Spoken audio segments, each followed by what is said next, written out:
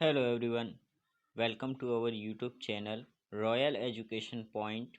इस वीडियो में हम इकोनॉमिक्स के मैक्रो इकोनॉमिक्स के इंटरमीडिएट एंड फाइनल गुड्स का जो डिफ्रेंशिएट देखेंगे, मध्यवर्ती तथा अंतिम वस्तुओं में अंतर। तो चलिए स्टार्ट करते हैं।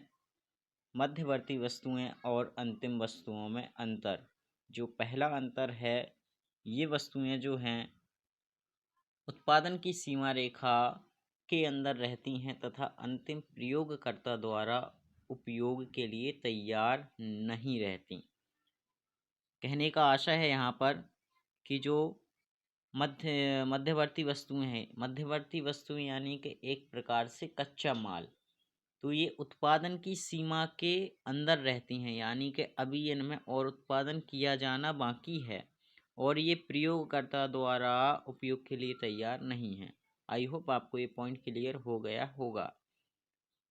अंतिम वस्तुएं ये जो हैं उत्पादन की सीमा रेखा को पार कर चुकी होती हैं, यानी कि अब इनमें कोई भी उत्पादन नहीं होना है और ये अपने प्रयोगकर्ता द्वारा उपयोग के लिए तैयार होती हैं।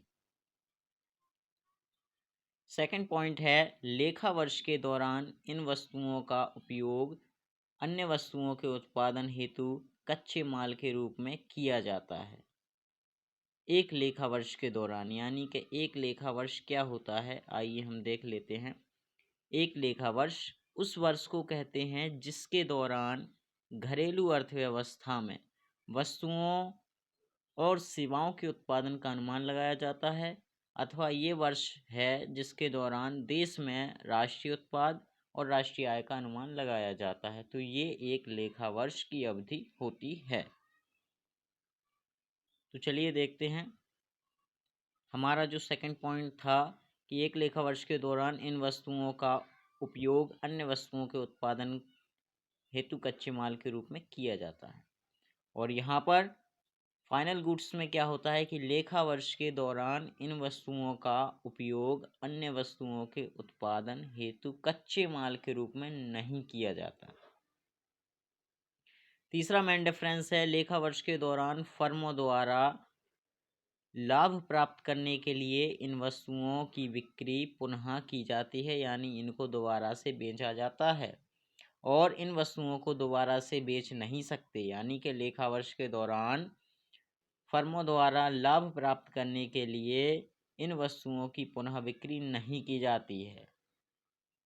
आई होप आपको क्लियर हो गया होगा। नेक्स्ट पॉइंट देखते हैं। इन वस्तुओं में अभी मूल्य वृद्धि की जानी है और इन वस्तुओं में कोई भी मूल्य वृद्धि नहीं की जानी होती है।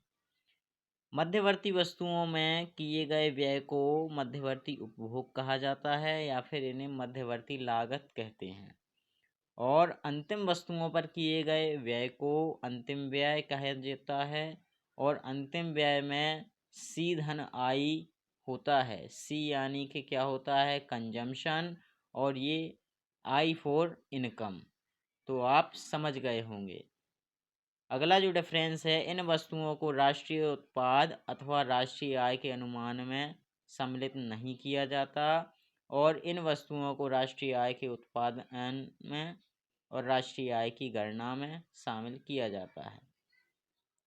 तो आई होप आपको ये वीडियो क्लियर हो गई होगी। इस वीडियो में हमने मध्यवर्ती वस्तुओं और अंतिम वस्तुओं में अंतर जाना। नेक्स्ट वीडियो में हम नेक्स्ट टॉपिक के साथ मिलेंगे। Thank you. जय हिंद, जय भारत, वंदे मातरम।